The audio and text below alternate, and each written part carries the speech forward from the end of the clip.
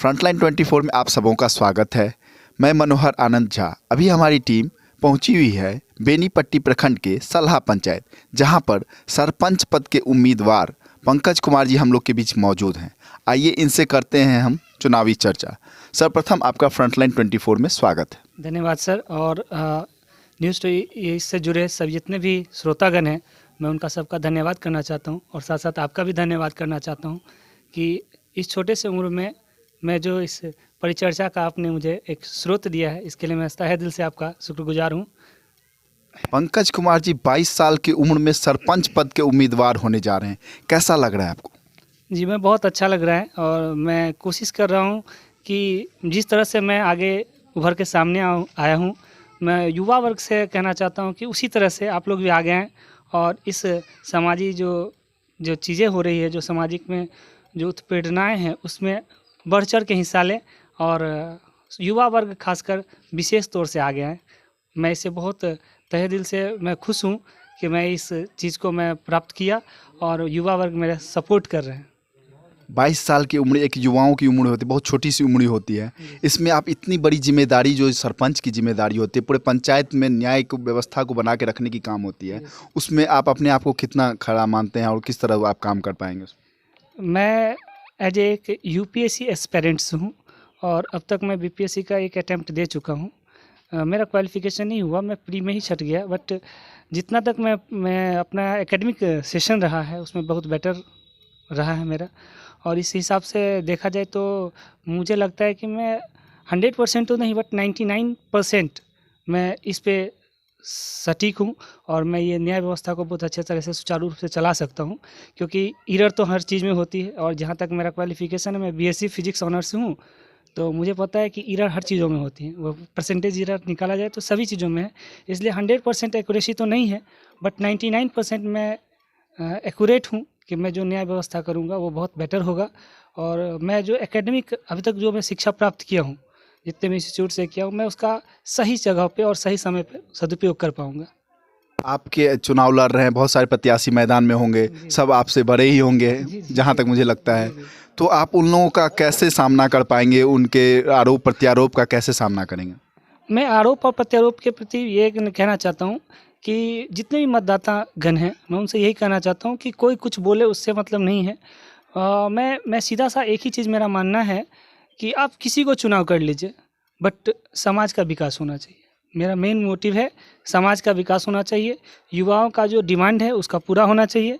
और विशेषतः मैं ये कहना चाहता हूँ कि जो शिक्षित वर्ग होते हैं, क्योंकि सरपंच का जो पद है वो बहुत गरिमामयी पद है, जिसमें शिक्षित होना बहुत अति आवश्यक है, क्योंकि जो भी रूल्स एंड रेगुलेशन है उसके लिए पूरे बुकलेट आता है, उसको पढ़ना है, उसको समझना है और उसको अप्लाइड भी करना है।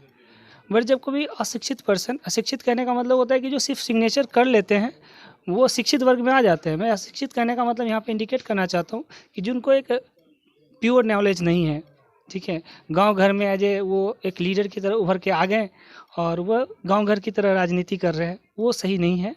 एक शिक्षित वर्ग करने का मतलब हुआ कि जो बुक का हेल्प ले, जो समाज में हो रही जो घटनाएं हैं उसको समझे, उसको कोरिलेट करे और उसको उपयोग करे।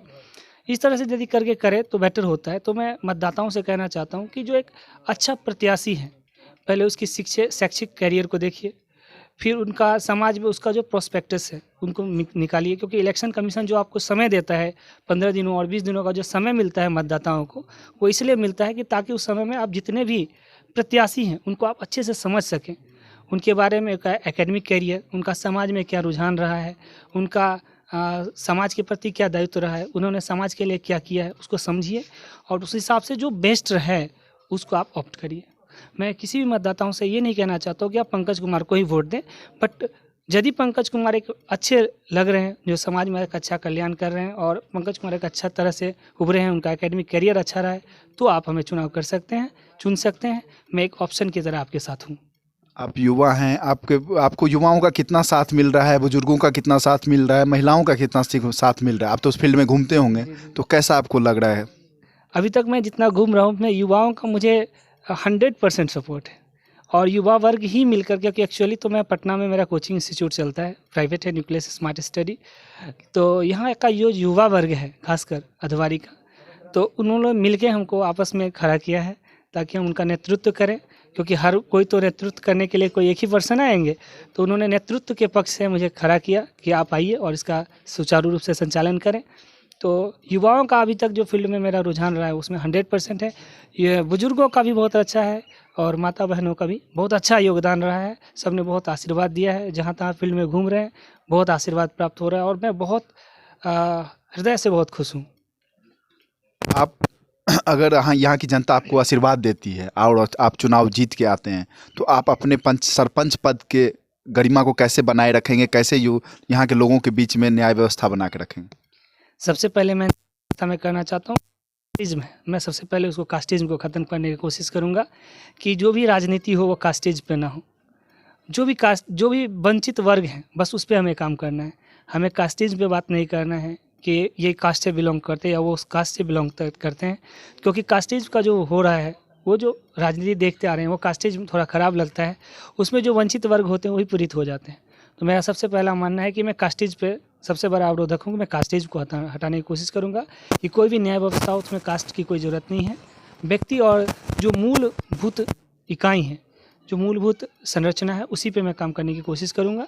जो उचित न्याय होगा मैं वो उचित न्याय करने की कोशिश करूँगा। हर समय प्रयास करूँगा कि हर व्यक्ति के लिए उचित न्याय हो। वो कहाँ से बिलोंग करते हैं, किस फैमिली से बिलोंग करते हैं, किस कास्ट से बिलोंग करते हैं, उसे हमें कोई लेना देना नहीं। बस उचित न्याय जो होगा वो उचित न्याय करना है। तो और अंत में आपका चुनाव चिन्ह क्या है और अपने जनताओं से आप क्या अपील करेंगे? मेरा जो चुनाव चिन्ह है वह है चौका बेलन छाप। जनरली जो गांव घर में से चकला बेलना कहते हैं, चकला बेलना छाप।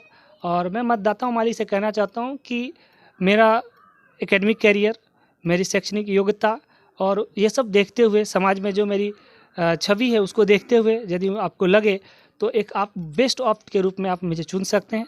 आप जो मेरे सरपंच के 7 कैंडिडेट हैं आप उसको देख लीजिए, समझ लीजिए, अच्छे से पहचान लीजिए, उनके हर एक जो बैकग्राउंड है उनको समझ लीजिए और उस बैकग्राउंड में जो सुयोग्य लगे आप उसका चुनाव करें और उसका चुनाव करें जिससे कि समाज का विकास हो, ठीक है, और उचित न्याय मिल सके और हमारे समाज का विकास हो सके। बस मैं यही कहना चाहता हूँ मतदाताओं से कि उचित न्याय और उचित व्यवस्था जो कायम कर सके बस उसका चुनाव करें।